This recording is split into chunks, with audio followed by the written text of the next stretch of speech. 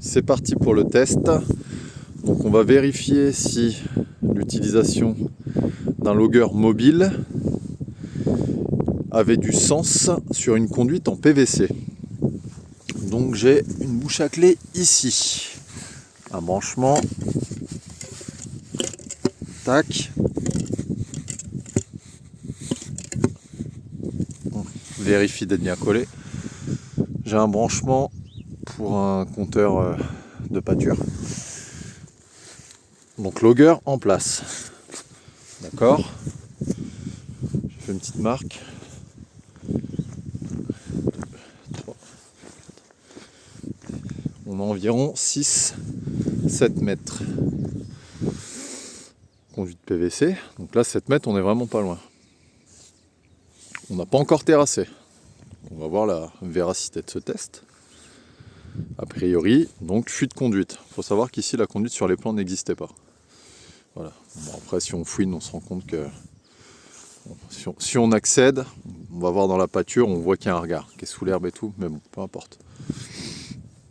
Donc je laisse mon logger. Donc là on est un jeudi, j'ai envie de dire, peu importe. Je vais le récupérer demain ou lundi prochain, suivant mon planning. Et on verra si le logger a enregistré quelque chose. Comme ça, on pourra faire une conclusion de l'utilité ou non, de la perte de temps potentielle, de s'acharner à poser des loggers sur du PVC. Voici le résultat, 6 jours plus tard. Donc, plusieurs jours d'enregistrement.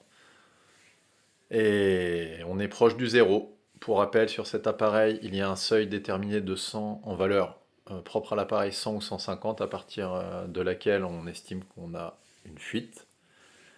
Voilà, donc lui, il n'a absolument rien détecté, on est proche du zéro, et pourtant, on a bel et bien une fuite à moins de 7 mètres de cette bouche. Fuite située au niveau d'un emboîtement. On a eu donc un gain, suite à la réparation de cette fuite, de 200 litres à l'heure. Ce n'est pas une fuite énorme, mais avec un logger à 7 mètres, on s'attend quand même à autre chose. Je vous invite donc à consulter les modules visibles sur mon site internet que vous pouvez retrouver dans les formations, et il y en a un spécialement dédié à la prélocalisation acoustique.